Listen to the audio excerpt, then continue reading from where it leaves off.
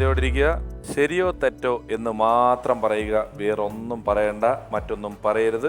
ഇതിൽ ആരാദ്യം തുടങ്ങിയാലും യാതൊരു കുഴപ്പമില്ല. അതുകൊണ്ട് ഞാൻ സുഗതകുമാരി ടീച്ചറിൽ നിന്ന്, ടീച്ചറിന് എപ്പോഴും വന്നു പോകുന്നു, സുഗതകുമാരി വീട്ടമ്മയിൽ നിന്ന് തന്നെ ആരംഭിക്കുകയാണ്. MT വാസുദേവൻ നായർ സിനിമ സംവിധാനം ചെയ്തിട്ടുണ്ട്. ശരി. വൃക്കയുടെ പ്രവർത്തനം തടസ്സപ്പെടുമ്പോഴാണ് ഡയാലിസിസ് ചെയ്യുന്നത്. ശരി. ചേമ്പിന്റെ ഇംഗ്ലീഷാണ് കൊളക്കേഷ്യ. ശരി. കേരളത്തിൽ ഇതുവരെ വവ്വാൽ മുട്ട കണ്ടെത്തിയിട്ടില്ല. തെറ്റ്. രാജവെമ്പാലയുടെ പ്രധാന ഭക്ഷണം പാമ്പല്ല. ശരി. ഓക്കെ. സുഗതകുമാരി വീട്ടമ്മ പറഞ്ഞ ശരികളിൽ തെറ്റുകൾ എത്ര, തെറ്റുകളിൽ ശരികൾ എത്ര? രണ്ട് പറയാൻ നമുക്ക് പുരുഷനോട് ചോദിക്കാം. ആദ്യം ഞാൻ ചോദിച്ച ചോദ്യം MT വാസുദേവൻ നായർ സിനിമ സംവിധാനം ചെയ്തിട്ടുണ്ട് എന്നുള്ളതാണ്. ചേച്ചി അതിന് ശരിയെന്ന് പറഞ്ഞ് ഉത്തരം ശരിയാണ്. 10 മാർക്ക്. ഏത് സിനിമയെന്നറിയാവോ? ചോദിക്കാം. നിർമാല്യം. PJ ആന്റണി എന്ന് പറയുന്ന നടനെ അഭിനയിച്ചിരുന്നു. ആദ്യമായിട്ട് ഭരത് അവാർഡ് മലയാളത്തിലേക്ക് കൊണ്ടുവന്ന സംവിധായകനാണ് അദ്ദേഹം. കടവ് എന്ന് പറയുന്ന സിനിമ ചെയ്തിട്ടുണ്ട്, ഒരുപാട് സിനിമകൾ ചെയ്തിട്ടുണ്ട്. വൃക്കയുടെ പ്രവർത്തനം തടസ്സപ്പെടുമ്പോഴാണ് ഡയാലിസിസ് ചെയ്യുന്നത് എന്ന് ഞാൻ പറഞ്ഞു. ചേച്ചി ശരിയെന്ന് പറഞ്ഞു. അത് ശരി തന്നെയാണ്. 10 മാർക്ക്. അത് കഴിഞ്ഞുള്ള എൻ്റെ ചോദ്യം ചേമ്പിന്റെ ഇംഗ്ലീഷാണ് കൊളക്കേഷ്യ എന്നാണ്. ചേച്ചി അതിനും ശരിയെന്ന് പറഞ്ഞു. അത് ശരി തന്നെയാണ്. 10 മാർക്കാണ്. അതിന് ടാരുൾ എന്നൊക്കെയുള്ള വേറെ പേരുകളുണ്ട്. എന്നാലും ഏറ്റവും കോമൺ ആയിട്ട് ഉപയോഗിക്കുന്നത് കൊളക്കേഷ്യ എന്ന വാക്കാണ്. അത് കഴിഞ്ഞ് ഞാൻ ചോദിച്ചു, കേരളത്തിൽ ഇതുവരെ വവ്വാൽ മുട്ട കണ്ടെത്തിയിട്ടില്ല. കണ്ടെത്തിയിട്ടുണ്ട് അല്ലേ? ഓക്കെ. അതുകൊണ്ടാണ് ചേച്ചി തെറ്റ് എന്ന് പറഞ്ഞത്. നോക്കട്ടെ, ഈ വവ്വാൽ മുട്ട കേരളത്തിൽ എവിടെയാണ് കണ്ടെത്തിയത്? ഏത് ജില്ലയിലാണ് കണ്ടെത്തിയത്? സോറി, പറക്കും സസ്തനിന്നായി പോയതാ. വവ്വാൽ എവിടെ മുട്ടയിടുമെന്നേ പറയുന്നത്? വവ്വാല് പ്രസവിക്കുകയല്ലേ? പറക്കും സസ്തനിയാണ് വവ്വാല്. എന്നിട്ടാണ് വവ്വാലിന്റെ മുട്ട കണ്ടുപിടിച്ചിട്ടുണ്ട് അല്ലേ? എല്ലാം അറിയാം, എന്നാൽ ഒന്നും അറിയില്ല. വവ്വാൽ മുട്ട കണ്ടുപിടിച്ചിരിക്കുന്നു കേരളത്തിൽ. ഇന്ന് മുതൽ ചേച്ചിയുടെ നാട്ടിൻ പ്രദേശങ്ങളിൽ ഈ പരിപാടി കണ്ടവരെങ്കിലും വീട്ടിൽ പാല് കൊണ്ടുവരുന്നതിനും പത്രക്കാരൻ ചേച്ചിയെ വവ്വാൽ മുട്ട ഫെയിം എന്നറിയപ്പെടും. സുഗതകുമാരി ഞങ്ങളെ വീട്ടില് തോക്കൊക്കെ ഉള്ള വീടാ, വെടിവെച്ച് കൊണ്ടുവരുന്നും വവ്വാലിനെ കറി വെക്കാൻ. വവ്വാലിനെ തിന്നോ? തോക്കുള്ള വീടാ അച്ഛന്. എല്ലാരും 3 ആൾക്ക് തോക്കുണ്ട്. 3 ആൾക്ക് തോക്കുണ്ട്. ലൈസൻസ് ഉള്ള തോക്കാണോ? ലൈസൻസ് ഇല്ല. അല്ല, എനിക്ക് കുറച്ച് കാര്യങ്ങൾ ചോദിക്കണ്ട.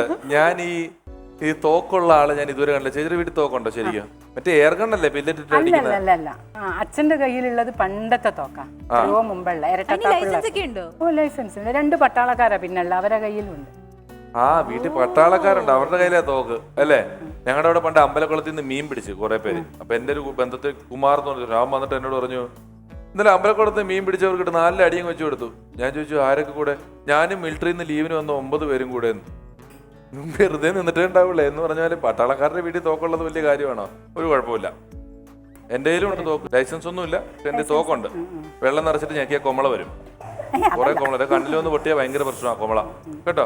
അത് കഴിഞ്ഞിട്ട് ഞാൻ ചോദിച്ചു, രാജവെമ്പാലയുടെ പ്രധാന ഭക്ഷണം പാമ്പല്ല. അപ്പോൾ ചേച്ചി ശരിയെന്ന് പറഞ്ഞു. തെറ്റാണ്. രാജവെമ്പാലയുടെ ഭക്ഷണം പിന്നെന്താണ്? അറിയില്ല. രാജവെമ്പാല സ്നേക്ക് ഈറ്റർ എന്നാണ് അറിയപ്പെടുന്നത്. അതിന്റെ ജനുസിന്റെ പേര് തന്നെ ഓഫിയോഫാഗസ് എന്നാണ് പറയുന്നത്. ഗ്രീക്കിൽ അതിന്റെ അർത്ഥം പാമ്പ് തീനി എന്നാണ്. രാജവെമ്പാല ഗതി കിട്ടിയില്ലെങ്കിൽ ഒരു എലിയെയോ പൂച്ചയോ പിടിച്ചാലായി. പക്ഷേ 99% ഇത് പാമ്പിനെ പിടിച്ചു തന്നുള്ളൂ. രാജവെമ്പാല മൂർഖനെ വരെ തിന്നും എന്നുള്ളതാണ് രാജവെമ്പാലയുടെ വേറെ കാര്യം. നേരിട്ട് കണ്ടിട്ടുണ്ട് രാജവെമ്പാലനെ. എന്തൊരു പവറാണ് രാജവെമ്പാലാണ്. നിക്കണ കണ്ടാൽ തന്നെ വെറുതെ നമ്മളെ നോക്കി ചോദിച്ചാൽ നമ്മുടെ കാര്യത്തിൽ അപ്പം തന്നെ ഒരു തീരുമാനമാവും. അപ്പൊ ചേച്ചിയുടെ മാർക്കുകൾ 30 മാർക്കാണ്. ഇനി ഞാൻ ചോദിക്കാൻ പോകുന്നത് ചേട്ടനോടാണ്. ഓക്കെ. ഒരു ഇൻലൻഡിന്റെ വില 5 രൂപയാണ്. ഇത് അറബിക്കടലിന്റെ രാജാവ് ദുബായിയാണ്. ശരി. ഭാരതപ്പുഴയുടെ മറ്റൊരു പേരാണ് പേരാർ. ഇടുക്കി അണക്കെട്ട് അച്ഛൻ കോവിലാറിലാണ്. തെറ്റ്. നെഞ്ചരിച്ചിൽ, വയറിച്ചിൽ എന്നിവ അനുഭവപ്പെടുന്ന അവയവമാണ് ആമാശയം. ശരി. നമുക്ക് പുരുഷമാണ് ചേട്ടൻ പറഞ്ഞാലേ ശരിയും തെറ്റുമൊക്കെ തീരുമാനിക്കേണ്ടത്. നമുക്ക് നോക്കാം. എൻ്റെ ആദ്യത്തെ ചോദ്യം ഇതായിരുന്നു. ഒരു ഇൻലൻഡിന് വില 5 രൂപയാണ്. അപ്പൊ കാലം കൊണ്ട് ഇൻലൻഡിന് വില വർദ്ധിച്ചിരിക്കാമെന്ന് വിചാരിച്ച് ചേട്ടൻ ശരി എന്ന് പറഞ്ഞു. അത് തെറ്റിപ്പോയി. ഇപ്പോഴും ഒരു ഇൻലൻഡിന് 2.5 രൂപയേ ഉള്ളൂ. പോസ്റ്റ് കവറിനാണ് 5 രൂപ. ഇൻലൻഡിന് ഇപ്പോഴും 2.5 രൂപയേ ഉള്ളൂ. പക്ഷെ ചേട്ടന്റെ തല കുലുക്കുന്നത് കണ്ടപ്പോ ഞാൻ തെറ്റെന്നാ പറയാം. ഞാൻ അതാണ് ചേട്ടനും ശരി എന്ന് പറയുന്ന ആളെ ഞാൻ ആദ്യമായിട്ട് കാണുക. അറബിക്കടലിന്റെ രാജാവ് ദുബായ് ആണ് എന്ന് ഞാൻ പറഞ്ഞു. ചേട്ടൻ അത് ശരി എന്ന് പറഞ്ഞു. അത് തെറ്റാണ്. അത് ആദ്യമായിട്ട് പ്രഖ്യാപിച്ച ആള് ചേട്ടനാ. അറബിക്കടലിന്റെ രാജാവ് ദുബായ് ആണ്. അറബിക്കടലിന്റെ റാണി കൊച്ചിയാണ്. അപ്പൊ ചേട്ടനെ ഊഹിച്ചു അക്കരെ രാജാവാണെന്നും അത് ദുബായ് ആണെന്നും. അങ്ങനെ ദുബായ്ക്ക് ഒരു പേരില്ല. ഇനി മുതൽ പ്രവാസി മലയാളികളെ അറബിക്കടലിന്റെ രാജാവ് ദുബായ് എന്ന് നിങ്ങൾ പഠിച്ചോളൂ. ഭാരതപ്പുഴയുടെ മറ്റൊരു പേരാണ് പേരാർ എന്ന് ഞാൻ പറഞ്ഞു. അത് ചേട്ടൻ തെറ്റ് എന്ന് പറഞ്ഞു. എന്നാൽ അത് ശരിയാണ്. പേരാർ ഭാരതപ്പുഴ, പേരാറ്റിൻ തീരത്ത്, പെരിയാറിൻ തീരത്ത് എന്നൊക്കെ പറഞ്ഞ് നമ്മൾ കണ്ട പേരാറും പെരിയാറും എന്നൊക്കെ നമ്മൾ പറഞ്ഞു കേട്ടിട്ടില്ലേ? കൈവിട്ടു പോയി. ഇടുക്കി അണക്കെട്ട് അച്ചൻകോവിലാണ് എന്ന് ഞാൻ ചേട്ടനോട് പറഞ്ഞു. ചേട്ടൻ അത് തെറ്റ് എന്ന് പറഞ്ഞു. അത് തെറ്റ് തന്നെയാണ്. ചേട്ടന് 10 മാർക്ക് കിട്ടി. പെരിയാറിലെ ജലമാണ് ഇടുക്കി അണക്കാട്ടിൽ ശേഖരിക്കപ്പെടുന്നത്. ചെറുതോണിയിലെ ജലവും ശേഖരിക്കപ്പെടുന്നുണ്ട്. നെഞ്ചരിച്ചിൽ വയറിച്ചിൽ അനുഭവപ്പെടുന്ന അവയവമാണ് ആമാശയം എന്ന് ഞാൻ പറഞ്ഞു. ചേട്ടൻ അതിന് ശരിയെന്ന് പറഞ്ഞു. അത് ശരി തന്നെയാണ്. 10 മാർക്ക്. അപ്പോൾ ചേട്ടന് കിട്ടിയിരിക്കുന്നത് 20 മാർക്കാണ്. ഇനി അടുത്ത ആളിലേക്ക് പോകുന്നു. ചേച്ചി കൃത്യമായിട്ട് ഉത്തരം പറയാൻ തയ്യാറായിരിക്കുക. ശരിയോ തെറ്റോ എന്ന് മാത്രം പറഞ്ഞാൽ മതി. ജംഗിൾ ബുക്ക് കഥയിൽ മൗഗ്ലി ജീവിച്ചിരുന്നത് ഇന്ത്യയിലാണ്. ശരി. ഇന്ത്യയിൽ ഏറ്റവും കൂടുതൽ ഉൾനാടൻ ജലപാതകളുള്ള സംസ്ഥാനമാണ് കേരളം. ശരി. ഏഷ്യയിലെ ഏറ്റവും വലിയ ക്രൈസ്തവ സമ്മേളനമാണ് മാരാമൺ കൺവെൻഷൻ. ശരി. ചെമ്മീന്റെ തിരക്കഥ എഴുതിയത് തകഴി ശിവശങ്കരപിള്ളയാണ്. പെട്ടെന്ന് സമയത്ത് ശരി എന്ന് പറഞ്ഞു.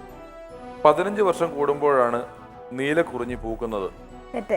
തെറ്റ്. ചേച്ചിയുടെ ശരിയും തെറ്റും ഇപ്പോൾ പുരുഷു നമുക്ക് പറഞ്ഞു തരും. എന്റെ ആദ്യത്തെ ചോദ്യം ഇതായിരുന്നു.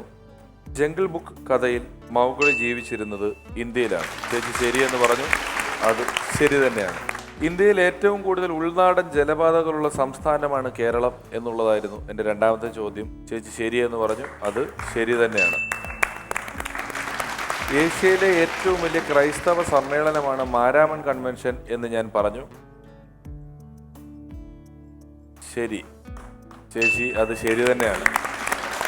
പമ്പയാറിന്റെ തീരത്ത് കോഴഞ്ചേരിയിൽ നടക്കുന്ന ഈ കൺവെൻഷനിൽ ചേച്ചി പങ്കെടുത്തിട്ടുണ്ടോ? ടി വി കണ്ടിട്ടുണ്ട്. അത് പക്ഷെ ഏഷ്യയിലെ തന്നെ ഏറ്റവും വലുതാന്ന് എങ്ങനെ മനസ്സിലായി? ആണ്. ചെമ്മീന്റെ തിരക്കഥ എഴുതിയത് തകഴി ശിവശങ്കരപിള്ളയാണ് എന്ന് ഞാൻ പറഞ്ഞു. അത് ശരി എന്ന് ചേച്ചി പറഞ്ഞു. അത് തെറ്റാണ്. തകഴി ശിവശങ്കരപിള്ളയുടെ കഥയ്ക്ക് SL പുരം സദാനന്ദനാണ് തിരക്കഥ എഴുതിയത്. രാമു കാര്യട്ടാണ് അത് സംവിധാനം ചെയ്തത്. അപ്പോൾ അത് തെറ്റിപ്പോയി. അത് കഴിഞ്ഞ് ഞാൻ ചോദിച്ചു 15 വർഷം കൂടുമ്പോഴാണ് നീലക്കുറിഞ്ഞി പൂക്കുന്നത് എന്ന്. ചേച്ചി അത് തെറ്റെന്ന് പറഞ്ഞു. തെറ്റാണ്. 10 മാർക്ക്. എത്ര വർഷത്തിന് ശേഷമാണ് നീലക്കുറിഞ്ഞി ശരിക്കും പൂക്കുന്നത്? 12 കൊല്ലം. അതെ. ഈ സ്ട്രാറ്റജി വളരെ നല്ല ഒരു സ്ട്രാറ്റജിയാണ് വർത്തമാന കാലഘട്ടത്തിൽ. ഒന്നും അറിയാത്ത ആളെ പോലെ നിൽക്കുക. കൊടുങ്കാറ്റിന് മുമ്പുള്ള ശാന്തത എന്നാണ് ഇതിനെ ഇംഗ്ലീഷ് സിനിമയിൽ സ്റ്റീഫൻ സ്പിൽബർഗ് വിശേഷിപ്പിച്ചിരിക്കുന്നത്. മിണ്ടാതെ ഒന്നും അറിയാത്ത പോലെ ഇങ്ങനെ നിന്നിട്ട് മാരാമൺ കൺവെൻഷനെ കുറിച്ച് ചോദിച്ചപ്പോഴും നീലക്കുറിഞ്ഞിയെ ചോദിച്ചപ്പോഴും എല്ലാം ഏഷ്യയിൽ കണ്ടിട്ടുണ്ട്. അപ്പം മാത്രം ഒച്ച പൊങ്ങി വരിക, അല്ലാത്തപ്പോൾ വായിന്ന് ഒച്ച അല്ലാതിരിക്കുക, ഔട്ടല്ലെന്ന് ഉറപ്പുള്ളപ്പോൾ നടന്നുകൊണ്ടിരിക്കുക. ശരിക്കും മാടമ്പള്ളിയിലെ യക്ഷി കയറിയിരിക്കുന്നത് ഗംഗയുടെ മേത്തല്ല.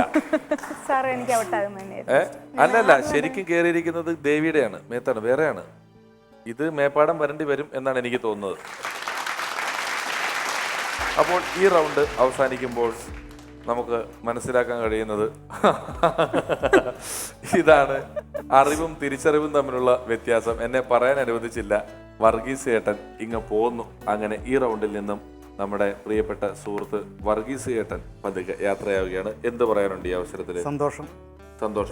കാരണം ഇങ്ങനെ ഒരു സാധാരണക്കാർക്ക് ഇത്തരം ഒരു ഫ്ലോർ കിട്ടാന്നുള്ളതാണ് സ്വപ്നം.